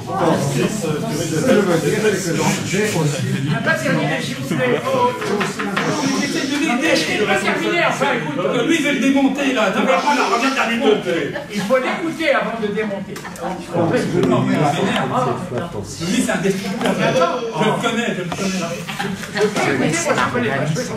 le connais très bien. On peut écouter ce qu'il a à dire quand même. Non, mais moi, une autre chose que je veux dire, c'est que dans beaucoup d'exemples, par exemple, quand on parlait de l'ancien temps, comment il a voyé des choses, c'est quelque chose qui nous décrit non pas l'importance du 4 dans la réalité, mais l'importance, par exemple, du 4 dans la façon dont les êtres humains perçoivent la réalité. C'est-à-dire que ces choses-là ne nous donnent pas des renseignements sur, à mon avis, sur le monde, mais ça nous donne des renseignements sur nous, qui percevons les choses à travers les nombres. Sur notre relation au monde. Oui, c'est ça. C'est-à-dire sur ce que Kant Mais appelle les phénomènes. pas ce que c'est que le monde, sur notre relation. Tu as raison, c'est ce que Kant appelait les noumènes. Les noumènes, c'est le monde tel qu'il est. On n'y a pas accès. Les phénomènes, c'est le monde tel qu'on peut y avoir accès. Et moi, je me situe dans les phénomènes, pas dans les noumènes. Je ne suis pas Dieu pour prétendre avoir accès aux noumènes. Je peux poser une question? Voilà. Alors, à un moment, tu avais parlé de la gravitation qui était beaucoup plus faible, qu'on n'arrivait pas à unifier à cause avec les autres interactions, et tu as mis en lien, c'est pour ça qu'on est dans du 3+1 et non pas du 4. Est-ce que tu peux préciser un peu plus? Voilà. Je répète ce que j'ai dit. La force électromagnétique obéit aux équations de Maxwell. Nous sommes d'accord. Il y a en plus la force gravitationnelle qui est connue depuis très longtemps. On sait depuis très longtemps que les objets tombent sur la Terre, etc. Bien. Ça a été exploré au niveau terrestre par Galilée, au niveau céleste par Kepler, et Newton a fait l'unification parce qu'il était alchimiste. Il connaissait la Terre des Brosse, ce qui est en haut comme ce qui est en bas, etc. C'est pas l'histoire de la pomme qui tombe de là. Ça, c'est une légende. Bien. Et alors ensuite, on a découvert au XXe siècle, en physique atomique et nucléaire, la force nucléo-faible et nucléo-forte, que je connais bien. Or, Weinberg et Salam, qui ont eu le prix Nobel, ont réussi à unifier la force nucléaire faible et la force électromagnétique. Les équations de Weinberg-Salam. Donc ils ont unifié les deux. Maintenant, on essaye la forte. On est en bonne voie. Il y a des tas de théories, bon, que je cite, en fait, qui sont un peu... Il y en a une qui va emporter sur les autres, mais c'est en bonne voie. Alors que la gravitation, je sais qu'il y a des essais. Il y a un certain Hercule Brandas, il y a un certain, j'ai oublié son nom, enfin, il y a des essais, mais qui ne sont pas concluants. Voilà. Et pourquoi avec 3 plus 1. Attends, pourquoi? Parce que toutes ces forces-là, la force 10, l'électromagnétique 1, la faible, la centième, sont du même ordre. La gravitationnelle, c'est 10 puissance moins 38. C'est trop. Alors, il y a des théories, mais aucune n'est forte. C'est pour ça que je dis, il y en a 3 pour lesquelles ça a l'air d'aller, mais la troisième, bon, peut-être qu'un jour... C'est déjà fait. L'unification est faite par les noms. Francis, ça reste de la pub. Mais non, mais c'est pas de la pub, l'autre. Non, mais j'ai déjà vu le problème, je montre, c'est tout. Tu l'as dit, c'est passé par là. Donc, pour terminer, donc, la force gravitationnelle, il y a des théories. Si tu as intérêt, je t'enverrai mon article sur l'équation de Dirac. Je vais voir toutes ces théories. Je réponds quand même. Attends, non, c'est pas votre réponse. Il termine. Autre question. J'ai quand même le droit de faire non, puisque j'ai fait les unifications sous la... Est-ce que tu peux leur expliquer comment j'ai fait? Non, mais ça, tu feras une autre exposé pour ça. Parce que là... Bon, alors ensuite... Non, mais tu n'es pas le seul. Je cite Francis Sanchez. Je cite Hercule Brandas, j'en cite 4 ou 5 qui ont essayé, mais ça n'est pas probant. Quand ça sera probant... C'est probant, ça. Bon, ben, c'est toi qui le dis. Bon, quand ça sera probant, on en parlera. Pour l'instant, on est dans... Je te donne à toi, parce qu'il faut... Il y en a au moins un qui est convaincu. Non, mais attends, tiens. Étudie-moi ça, si tu démarres cette probant. Je connais la topologie, quand même. Il donne déjà à 10 moins 7. Bon, allez, on y va. Est-ce qu'il y a d'autres questions? Intervention. Là, c'est sûr.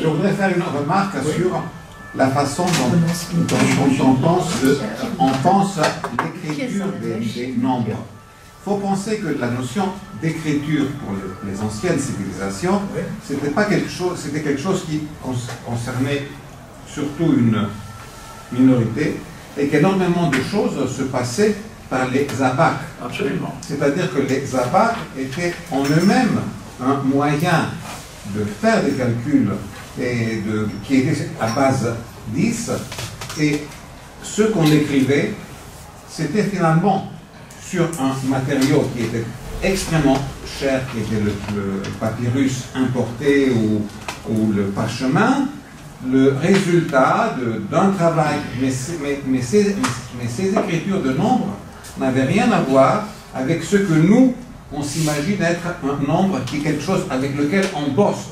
On fait 13, on sait comment le multiplier par 7.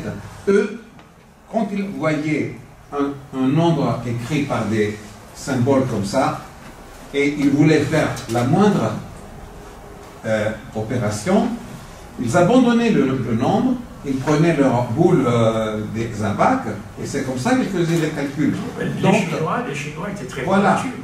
Donc il faut qu'on soit conscient que quand on dit les Indiens et il y a eu la grande révolution des chiffres écrits avec des nombres, c'est qu'à un moment donné, on a écrit ce qu'on faisait dans les abacs.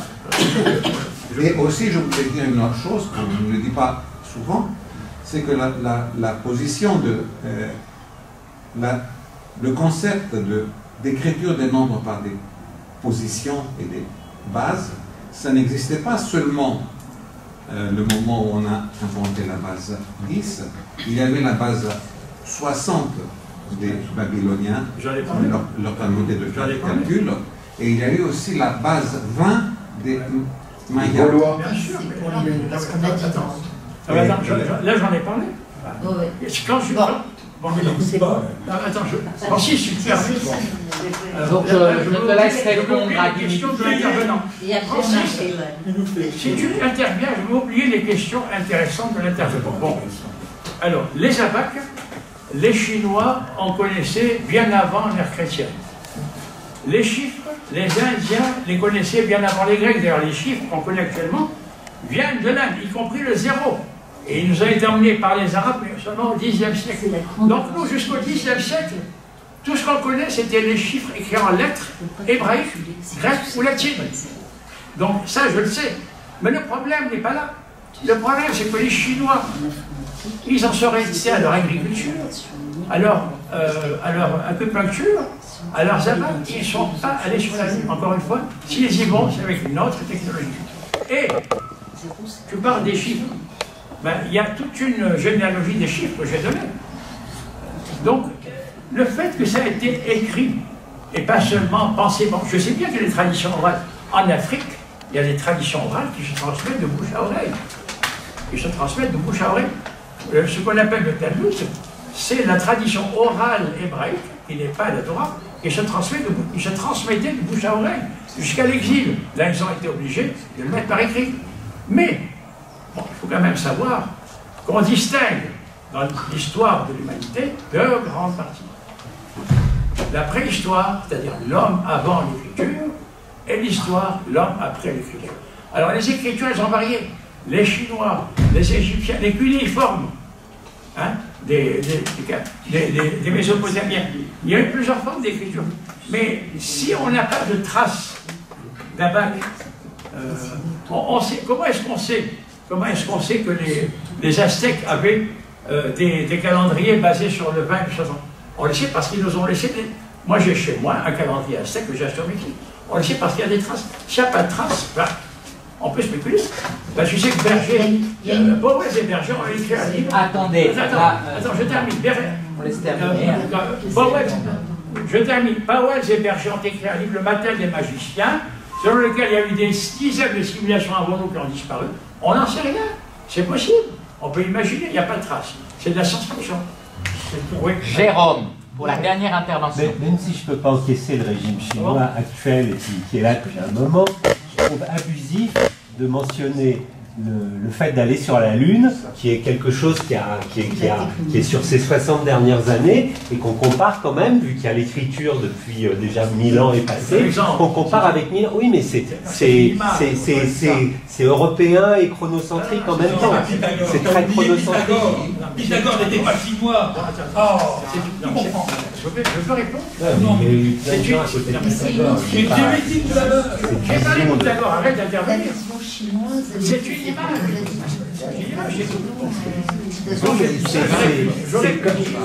Les médecins chinois, moi je suis allé chez l'acupuncteur, quand le médecin n'arrivait pas à soigner, ça marche. L'acupuncture ça marche, l'homéopathie ça ne marche pas. Et les sangaku japonais en géométrie sont très très forts. Mais ça a été bloqué, ça n'a pas progressé. Ça n'avait pas progressé, l'Europe. Le progrès, c'est n'importe quoi. On continue le café. Alors, je suggère que nous continuions cette discussion au café Le Dupont. Comme c'est la tradition, le conférencier est invité. Voilà, bravo.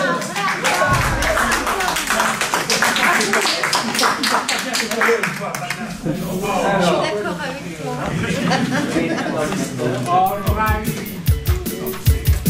À bientôt sur Gojo TV.